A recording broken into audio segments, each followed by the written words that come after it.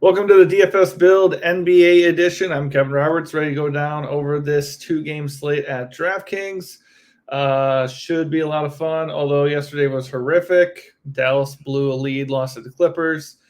And yeah, Godspeed if you used Patty Mills yesterday. I'll say that much for sure. Some of my plays worked out okay, and some of the others not so much. Two-game slate though. It is dicey. I would not invest a lot in a two-game slate. Maybe do a single entry, or maybe just like max like a small contest or something. It's just you gotta get it just like fucking right. You gotta hit the nuts basically. You gotta get it almost completely right to have a chance. When you're looking at like a big slate, like 8 to 10 games, there's so much more wiggle room. There's so much better ways to get different. So like if you fade a chalky guy and he goes off, you still have a chance one or two guys to kind of match or exceed what they did on a two-game slate. If you fade a 60% owned dude and he gets like 60, you're totally screwed. So keep that in mind. It might be a good idea to eat some chalk, like eat a good amount of chalk and then find one or two ways to get different, even more so than usual. This video is sponsored by DFS Hero. If you're looking for a lineup optimizer to try out, you can get a 15% off discount by hitting my link in the video description below. Also, they're running a pretty cool cross-sport contest at DraftKings, so you can get in on that for free as well. If this video helps you at all, please give it a like and also consider subscribing to the channel. I'll be pushing out shorter videos to help you prepare for your fantasy football drafts this year and also leading into NFL DFS. Taylor and I will be hitting MLB DFS more frequently as NBA wraps up. And then obviously that will lead into the NFL DFS season. At some point, I might also dive into UFL DFS. If there's other things you guys want me to do videos on, please hit me in the comments, and we'll see how that shakes out if I have time for it. All right, first game we have Bucks at Pacers. The Bucks miraculously kept it going without Giannis or Dame. First time ever a team without their top two superstars won a playoff game. That is unbelievable. It looks like they're going to have to try to do it again because Giannis and Dame are both doubtful for game 6.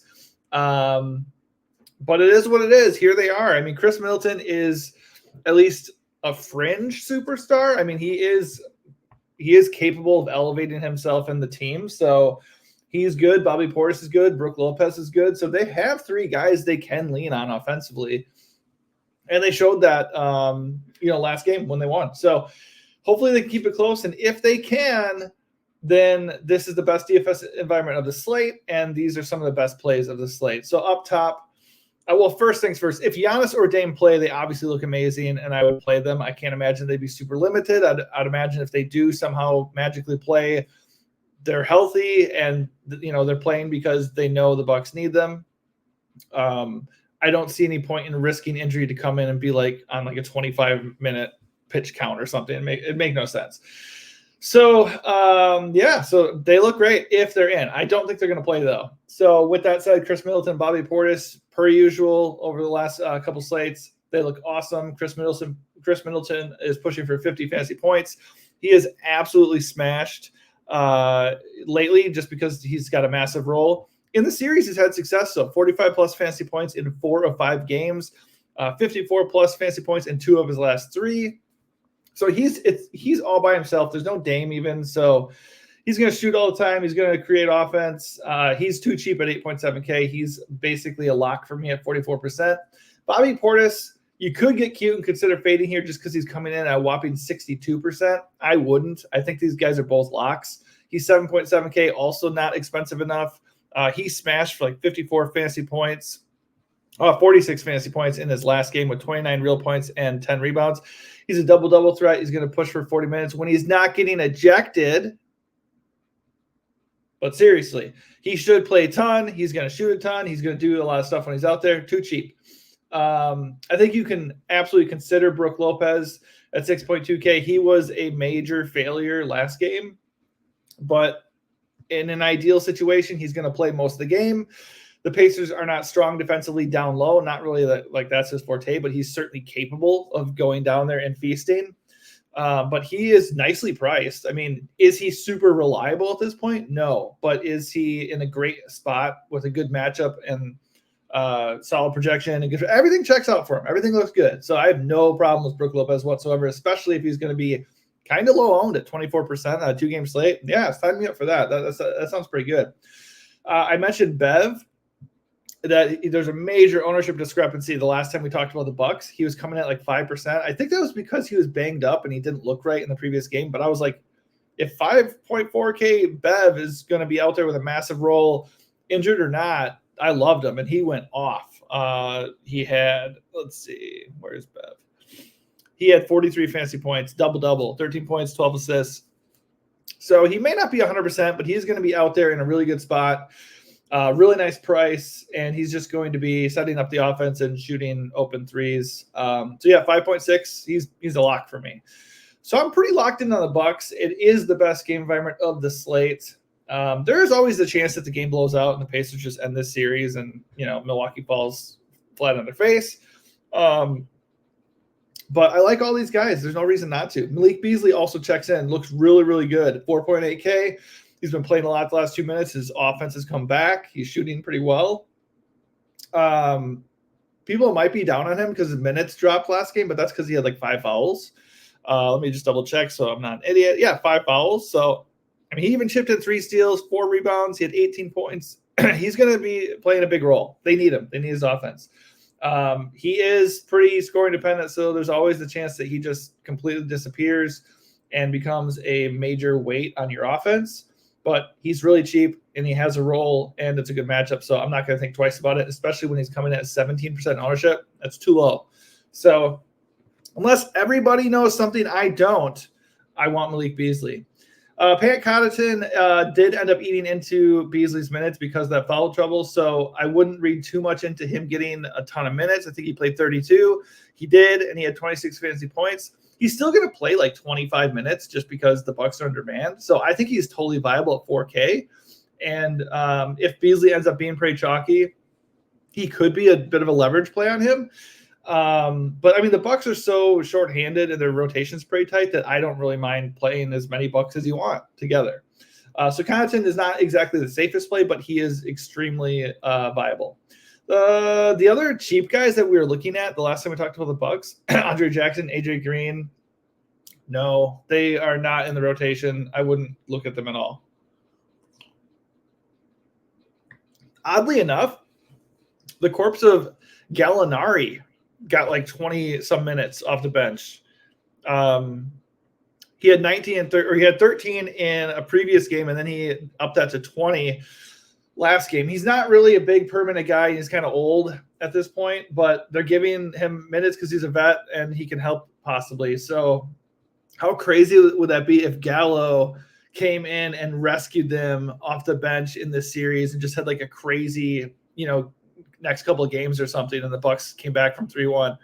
Maybe, sometimes you got to play narrative street. Maybe Gallo at 3.3 is kind of interesting. He's not going to carry ownership, but if he's going to push for 20 minutes at 3.3, I mean, I kind of like it better than like Ben Shepherd or Cam Payne at this point. So not safe whatsoever. If you don't have to totally punt, that's preferred.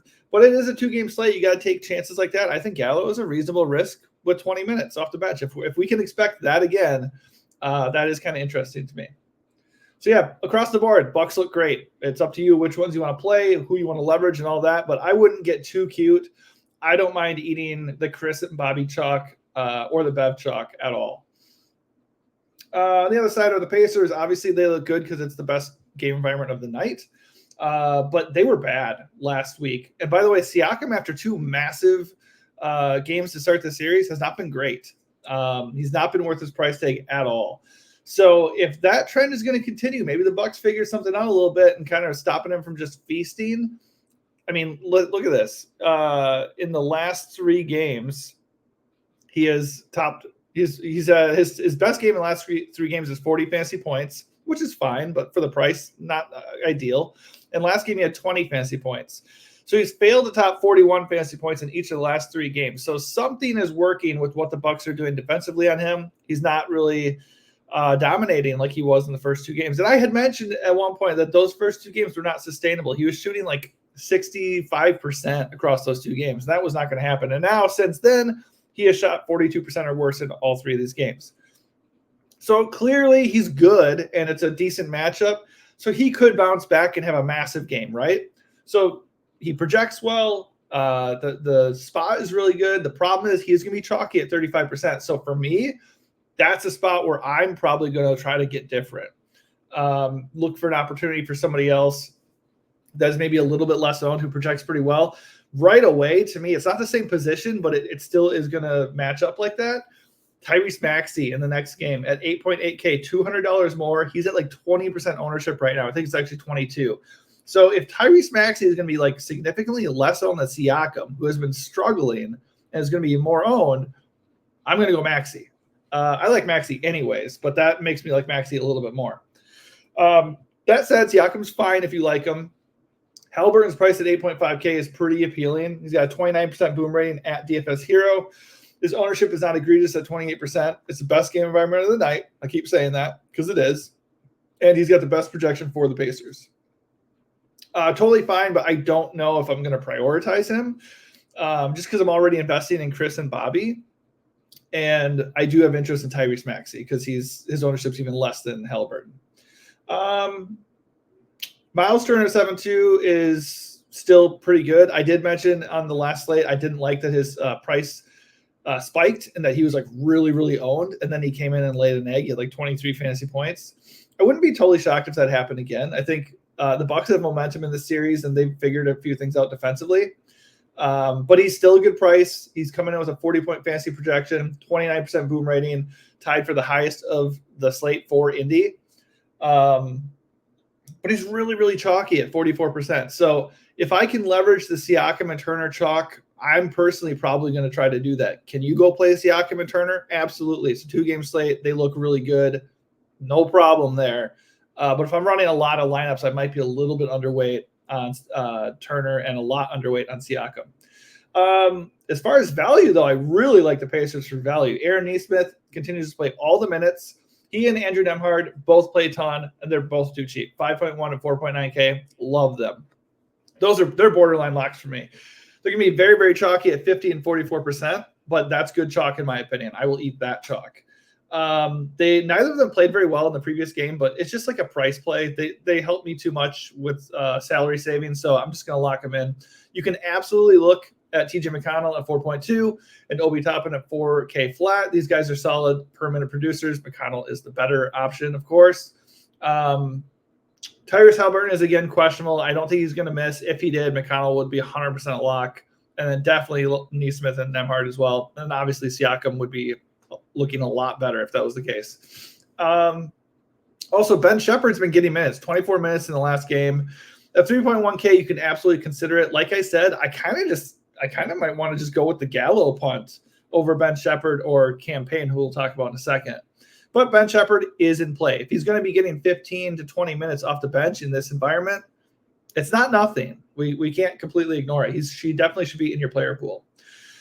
That does it for the Pacers. Moving on to the next game, Knicks and Sixers. The Sixers have stayed alive, man. Both these teams, the Sixers and the Bucks, they looked dead. They're down 3-1. They won their last game, and here they are, looking like they could possibly force a Game 7. Of the two, obviously, I would favor Philly to actually rise up and force a Game 7. But both are in play. Both are viable. All right, so on the Knicks side, Jalen Brunson just this is like will not be denied territory. This guy is scoring 40-plus points in like every game. He's like literally he had 39, 47, 40 real points in each of his last 3 games in this series. He hasn't had a bad game in this series yet. 41 plus fantasy points in every single game, 58 plus fantasy points in each of the last 3 games. So obviously that kind of scoring is not theoretically sustainable. So you could definitely bank on Brunson just like laying an egg here with Philly forcing Game 7. It is in Philly. In theory, Philly is good defensively. And this game is, going to be low scoring because most of the games in the series have been. I mean, one of these games was 97-92. So yeah, he's going to be like 35% owned. He does project very well. He's been on fire. He has a 32% boom rating. His price has come up a little bit to 9.7K. For what he's been doing, he's not expensive enough. He's like a true stud on this tiny 2-game slate, just behind Joel Embiid. The only problem for me is he's pretty chalky, and it's really difficult to demand these types of performances every single game. So could Brunson come down a little bit here and we get lucky by fading him? I think that's very possible. So he's absolutely in play. He's a very good option. I don't think I will be going there personally. Josh Hart looks totally fine at 7.4K, triple-double threat, definitely a double-double threat. Coming in with 41% ownership. His projection's good, 27% boom rating. He's getting all the minutes he can handle. I think he's absolutely fine if you get to him. The fact that he's chalky makes me at least consider going somewhere else with that around that price range. But if you get to him, I don't really care about the ownership that much with him. He's just so safe. I said to go away from OG Anunoby last game, and he got 29 fantasy points. So not exactly a death sentence if you faded him. Far cry from the 40 fantasy points he had from the previous game. I didn't think that was going to happen again. It's kind of what my main point was, and it didn't, because he had 14 rebounds the previous game, and then he had 6 in the next game. That was pretty much the difference.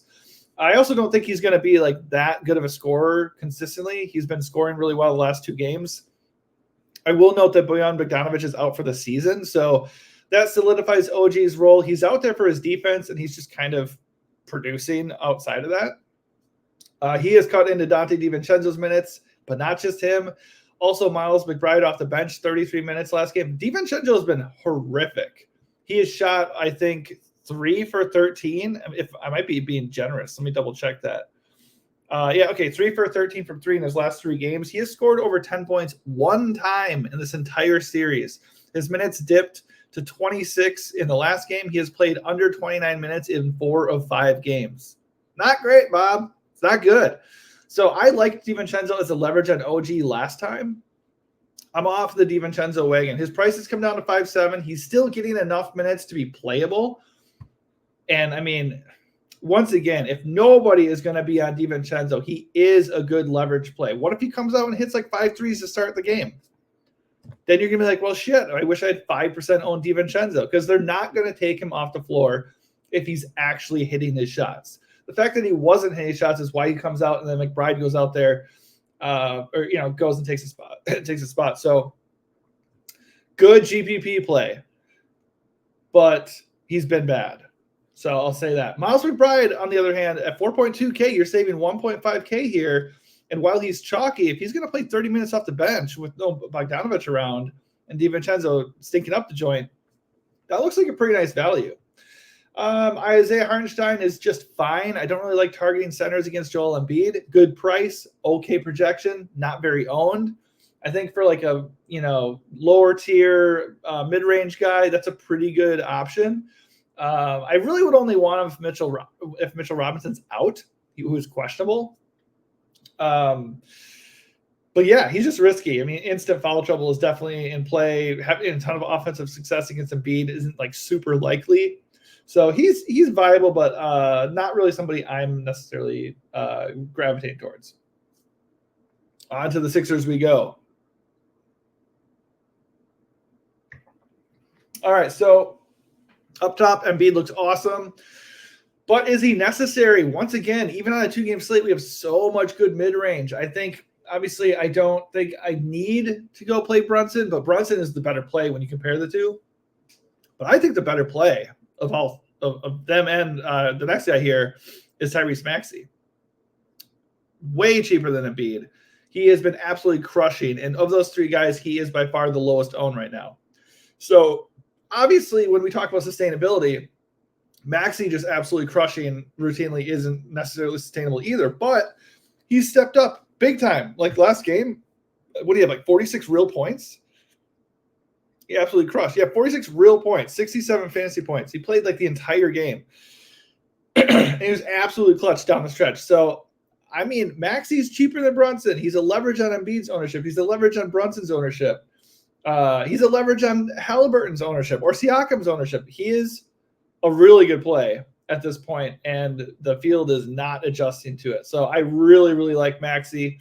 I mean, you can pay for Embiid if you want. It is a 2-game slate. If Embiid comes out here and drops 80, that's a nuke, and he breaks the slate. But I think Maxey is the better play today. Tobias Harris and Kelly Oubre Jr. are kind of the same guy at 5.5 and 5.2K. They project okay. They're going to carry a little bit of ownership because they're so cheap. and they're going to play basically the whole game. I like both of them just fine. I guess I would just go Oubre because he's cheaper and he's projecting for less ownership. I mean, I don't think it matters. They're both fine. I don't think either of them are going to really break the slate. So much of the usage goes to Embiid and Maxey that they're just kind of there. But they're super, super fine, and I have interest in using them. Kyle Lowry continues to be washed, but he also continues to be viable because he's cheap and he gets minutes. I don't think he's as much of a must as I felt he was recently. He was awful in the last game, did not make a shot, 14 fantasy points, 5 fouls. I do think his minutes came down mostly because of foul trouble, but he dropped from his regular 30-plus minutes to only 26 minutes in this game. I mean, if he's going to be a total zero at 4.6K, we can look at other ways to save money here. I mean, Oubre is only $600 more, and there's other guys we talked about, like McBride's cheaper. The only thing is, if McBride's going to be chalky and Kyle Lowry is going to have just as much minutes and only be $400 more and going to be like half the ownership, kind of like Lowry more.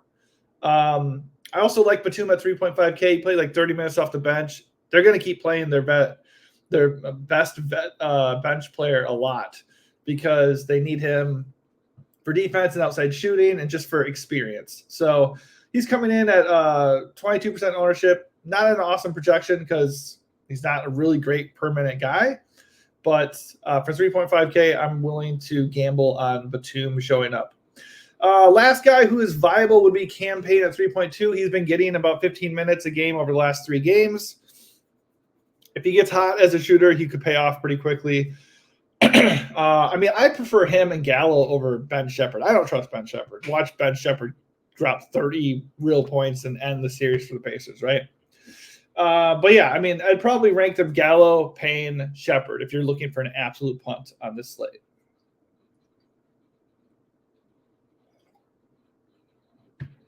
All right. I think that about does it. As a quick recap, I'm looking at the Bucks. I'm looking at Pacers value. I'm looking at the Sixers value, and I'm looking at Maxey. How that all wraps up and everything all depends on what the ownership looks like when we look again later in the day. Right now, though, that's what I'm liking the most. Does it feel good to fade Joel Embiid or Brunson or these top-priced Pacers guys? It depends how your lineup shakes out. It depends on your personal preference. It also depends how many lineups you're pushing out. But, yes, that is my approach right now. So hopefully that helps you out a little bit. And if it does, please give this video a like and also consider subscribing to the channel. Thanks for watching and good luck.